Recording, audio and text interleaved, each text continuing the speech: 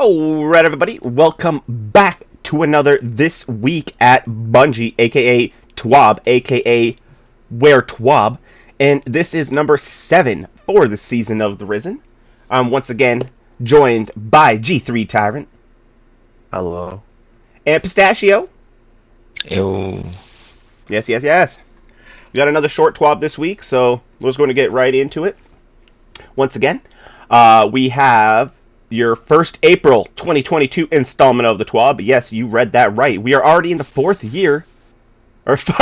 month of the year. Fourth year of the month. Hold on, that doesn't make sense. We are in the fourth month of the year. Time is flying by, and maybe it's because they shipped an expansion in February. They said Gambit Lives went earlier this week. It had the Invasion swap that has been getting them some great and anecdotal feedback from the moat dunking and invasion strategies. They're also excited to see the data and feedback as it comes in, and they did have a small hiccup on Tuesday where the pinnacle reward for playing 3 matches was not appearing, but the team quickly resolved the server-side issues for you to get your reward. Paired with double Gambit rep, it's a great week to complete some seasonal challenges for Bright Dust and earn some nice Gambit-themed rewards. So for those who didn't know, the Gambit Labs this week was a invasion swap. So instead of when you dunk X amount of moats, your team gets to go and do an invasion, it's reverse. So after you dunk X amount of moats, your enemy's portal will then open up. So it changes the strategy on how you want to do it. Do you want to just save up all the moats? Does everyone want to dunk or save up 15, 15, 15, 15, and then just slam 60 at once so you get one, and then you all have to deal with the invader at a single time instead of spreading it out with 2. So it made for some interesting strategies. So, but at the end of the day, I know it was still Gambit, and people were just having a hard time in general. So the mode definitely needs some more love. They say Grandmaster Nightfalls have also returned, bringing their most challenging strike content back into the fold. They got slight clarification on some patch notes from launch dealing with acute burns. It was incorrectly noted that these burns would not be present in Grandmaster difficulty. Acute burns are intentional and replace the unique strike modifier, small burn plus extra knockback or splash damage. These new seasonal modifiers, invisible enemies, etc., are not included in Grandmasters. They've updated their patch notes to reflect, and with that being said, they highly recommend using some elemental damage resist mods on your chess piece as you can build craft for the activity. Now, this is true. If you have your seasonal artifact, you can get the one that only costs a 1 artifact mod, and it gives you both solar and arc protection. And if you pair that on a stasis chest piece, you can also put on a stasis one in case you're dealing with some stasis. And then if you need to throw a void one on instead, put the void one on, and then you'll have both void, arc, and solar all in one. So the seasonal artifact having the 2-for-1 is really nice. They said looking into next week, Iron Banner does return, and they're planning to have a larger TWAB to avert upcoming changes. And their one piece of advice to you this week is to spend your Iron Banner tokens, complete your Iron Banner quests, and redeem your Iron Banner bounties. They have some updates to Saladin and how he'll be dishing out rewards, which will naturally lead into the retirement of Iron Banner tokens and bounties. You have 2 Iron Banner weeks left to spend these tokens for rewards, including next week. So make sure to plan some time in the tower to turn them in before the end of the final Iron Banner of the season. And a small update from the team, they're looking to prevent the ability bounties for their final Iron Banner before next season. They've heard and felt the feedback that it could be a bit time consuming, so they're shifting to focus on objective and weapon bounties for the remainder of the season. Happy hunting. Moving on from there, we have the absolutely fabulous Bungie Foundation charity, Kilts for Kids. They said year after year, the Bungie Foundation participates in numerous charity initiatives to raise funds for people in need. While they host their own streams and charity drives, once a year they dive back into their favorite Kilts to drive for some wonderful goals in the name of support for children. They have some awesome incentives lined up, so they said read on for more info. They say here at the Bungie Foundation, the Kilts for Kids, their annual fundraiser that supports the Seattle Ronald McDonald House, RMHC, is going 11 years strong. They said they bring your usual suspect, Christine, Mark, and Forrest. After 2 years of stay-at-home orders, the crew was excited to take advantage of a rare sunny spring day in Seattle and don their kilts together. There's a photo of them all in their kilts there. So it was pretty sweet. They say throughout the pandemic, the RMHC continued to provide exceptional care, safety, and community for so many families facing serious illness, long hospital stays. They said help us achieve their goal of $77,777 by heading to the RMHC donation page and casting your votes for Team Bungie. Each vote is worth $10, and every $30 donated will pay for an entire family to stay at the house for one night. In addition to helping kids and families facing illness, they also have some awesome donation incentives. So at the $50 mark, you will receive the Cerisian Lenses emblem, which I'll throw up on screen there. It's a very nifty looking emblem. You will receive that after a donation of $50 or more. It will be emailed to you before May 6th. They say for the $100 or more, you get a postcard digitally signed by their Kilts for Kids team and mailed to you. At $250 more, you get all the prizes are above. Sorry, you also, with the $100 one, you also get all the prizes above, including the emblem. Just wanted to clarify. For the $250, you get all the prizes above, plus a digital copy of new and unique pieces of art made by Mark Flag himself, or Fleig himself. I'm sorry if I'm pronouncing your last name wrong. That is 100% on me. At the $500 mark, all prizes above, and you also get a physical print of Mark's exclusive art shipped to you. At $1,000, you get all the prizes above as well, plus a studio tour of Bungie's brand new headquarters. Their new headquarters will be ready in late October of 2022, and they will be rescheduling tours towards the end of the year and early 2023. Bring up to 2 guests. All travel and accommodations are the responsibility of the donor and their guests. No secrets will be revealed, and Bungie employees have the right to refuse any answers to any questions. So this is just coming to tour the studio, all right? Like it's not like a whole vacation spot in itself. You still got to pay for your hotel and travel and everything, but you get to come check out the new studio, probably get to see all some cool stuff, and you probably get to ask them some cool questions, but obviously they're not going to give away any secrets for the game. Moving on from there, they say pixel by pixel, place at our place. They said, which I did notice this, it was on a specific Reddit community. So last weekend was one to remember, and it started with small placements of pixels. Within minutes, it grew to 4 days of communities of memes, art, and ace of spades, and a raid boss that couldn't stop moving their legs. If you don't frequently visit Reddit, a wonderful weekend event started off where any user in the world could place a pixel on a board to start creating a small or large piece of art. This wonderland of expression has appeared only a few times in previous years, going by the name of r/place. While your individual efforts could yield success for a short while, the place has become a home for Reddit communities, or communities in general, to rally their members to secure a place on the board. Now, it's not as simple as placing a pixel and calling it done. Participants could override a given pixel placement at any time on a 5-minute cooldown to take over spots on the board, or simply bring some chaos to the conversations.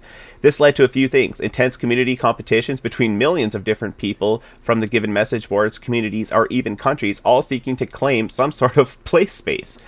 This also resulted in a wonderfully positive moment when the communities created alliances with each other to help one another defend their art, and as the weekend raged on.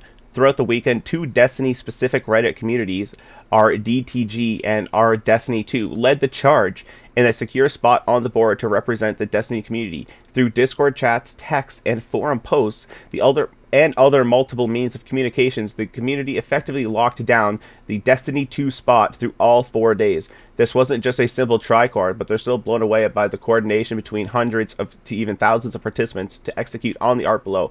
I would highly recommend coming down to check the art yourself. They have a ghost. They have the Witch Queen symbol. They have the Telesto, the Besto, because, you know, it wouldn't be even pixelated. I can tell that's the Telesto. And they have DTG Destiny 2 with the Traveler, with a bit of like the whole the last city with a nice horizon, and it actually has the Ace of Spades. It is very well done. It's actually quite incredible what they were able to accomplish here with that. So definitely go take a look at that. They also say to celebrate their efforts and the alliances they made with other communities in gaming, the following emblem is now available for redemption at Bungie. It is the Crushed Gamma emblem, and I will throw that up on screen for everybody to see. And it's another spiffy looking cool, dark almost looking emblem. And it says, cheers to all those who contributed over the weekend. Yet another year of fond memories to look back at, and whatever we miss about Telesto and its resiliency. Moving on from there, though, we have the player support report, as we always do.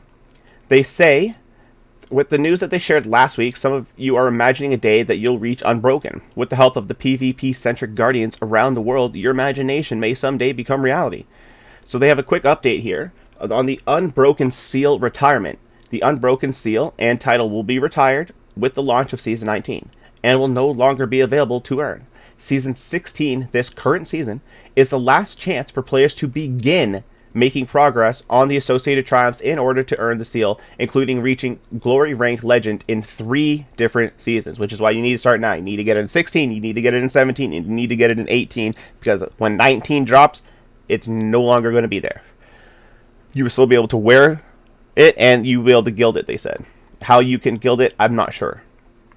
It says players who earn the seal prior to its retirement will still be able to equip the title and associated gilding. Okay, so it's not you'll be able to gild it further, it's just if you've already gilded it, you'll be able to still rock it, just because they have the legacy section for your retired emblems. Which I'm not sure if actually a lot of people know about. They go down and they check their seals, and they're like, okay, where's all my older ones? It's actually a legacy section, like a tab over. So if you didn't know, now you know. They said, Valve the Disciple, the Cleaver Emblem and Triumph. They are currently working to grant the Cleaver Emblem to players who completed the Valve the Disciple's raid during the contest mode extension. Players who qualified for the emblem can expect to receive it during the week of April 19th. They said they have a few known issues here. The Summoner Auto Rifle Trials Reputation reward does not have a Masterwork slot, and the Legendary Psyops does not correctly advertise weekly Pinnacle rewards. Moving on from there, we have the movies of the week that are always absolutely fantastic, including an 8-bit First Disciple raid little video, which is just hilarious. And then we have the artists of the week. They're absolutely fantastic, including a hilarious one with that. You guys know that meme where it was like, I think it was Cameron Diaz, like upset and pointing at somebody, and then it has the cat just sitting there like eating. You kind of know the meme I'm talking about? Yeah, I do. You do? Yeah, so they redid that with Savathun and The Witness, and it's pretty funny. So definitely check that out. They have some other sweet art, as they usually have, including some really cool Warlock art for all you Warlocks out there. And some Titan love as well. Where's the Hunter love? Boo. It says it's time for some raids or trials. Thanks for stopping by for another TWAB. If you ran through the steps in the TWAB last week, make sure you're signed up for Bungie emails, as you're likely receiving the Mech's First Monsters poll right now. Good luck to both TeamMech and TeamMonster for this year, and make sure you get your vote in before April 13th. So yeah, check your emails, and if you didn't get it, check your promotion section, check your junk section, check your social section, because Gmail likes to just filter these things into a bunch of different categories. I've had that myself. I've had Bungie emails go into promotions. I've had it go into social. I've had it go into just my regular one. It makes it up as it goes. Same thing with YouTube ones. I had to actually set a parameter within my Gmail to automatically force emails from a certain group to automatically go to my inbox, so you might have to do that, so to guarantee that all emails from Bungie will go to your actual inbox instead of potentially a spam folder. But check your emails, because they do have the link for you to officially vote for TeamMonsters or TeamMechs. I voted for TeamMechs, even though I completely understand the argument for people saying that a bunch of the mech armor that you currently see in the game, or that you currently see there, you can potentially already make in the game, and I do understand the argument for that. I do think that they still look different enough to warrant the mech armor, especially the Titan. Like the Titan looks so much like a original Gundam. Like there's just, and I don't, aside from the Lion's Ramparts, I don't see anything that the Titan has that is extremely similar to that. And then yeah, the Hunter, I mean, then TeamMonsters, from what I've seen online, actually a lot of people are really digging the furry legs on the Cyclops, because it is the exact Cyclops creature from I believe the Adventures of Sinbad from back in the day, and it was like a furry legged Cyclops creature, so people said they're actually kind of digging it. They're all very much enjoying the Warlock, and people apparently can't stop raving about the hunter, especially because of the tail cloak. Everyone is just saying it's Godzilla, and we want Godzilla, and it's as if the Dino outfit just never happened. So I'm a little confused. Looking back at them directly, I can see like the arms are quite different, the boots are quite different. Like, yeah, it has the claws and everything, but the aesthetics are actually fairly different. The only thing that is actually quite similar is the mask and the top dino part of the dome.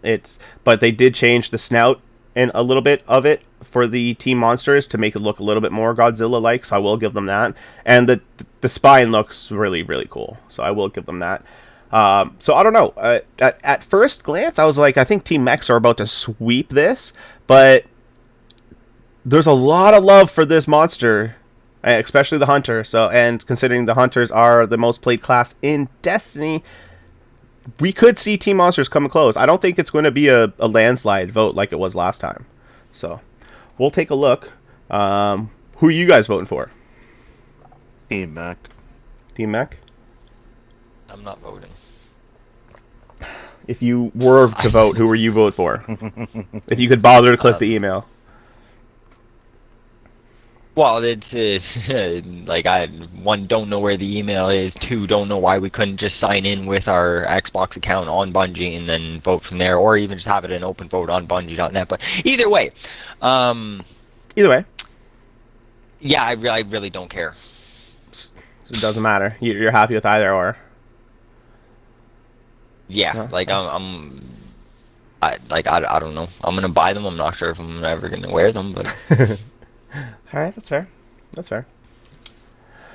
They say after you've gotten your vote cast, hop into some Destiny 2 for fun. This weekend's looking great for solo players seeking some good trials loot as freelance kicks off tomorrow, aka today, if you guys are watching this. They said if you're looking for a little wrath to add to your arsenal, it'd be a fun weekend to jump in. And if you're looking for a more oriented endgame experience, why not hop into some raids with friends? Maybe help a blueberry or two get their first victory. Looking to the next TWAB, a Master Valve Disciple is just around the corner. Starting on April 19th, they'll be spending some time to get us prepared. And speaking of raids, tune in next Thursday for some fun news concerning an upcoming rotator of sorts in season 17. So that's interesting. Speaking of raids, tune in next Thursday for some news concerning an upcoming rotator of sorts in season 17. I wonder if by rotator I wonder if that means like they're going to cycle out maybe the Vault of Glass and cycle in one of the other raids, because they mentioned that because the Vault of Glass sits in its own separate pocket where they called it like a legacy pocket that just sits in its own time space and has nothing to do with like the current story, which is why like when we go into the Vault of Glass, it has absolutely nothing to do with anything that we're doing right now. It's like its own time. It's like its own separate time and space is basically kind of how Bungie represented it.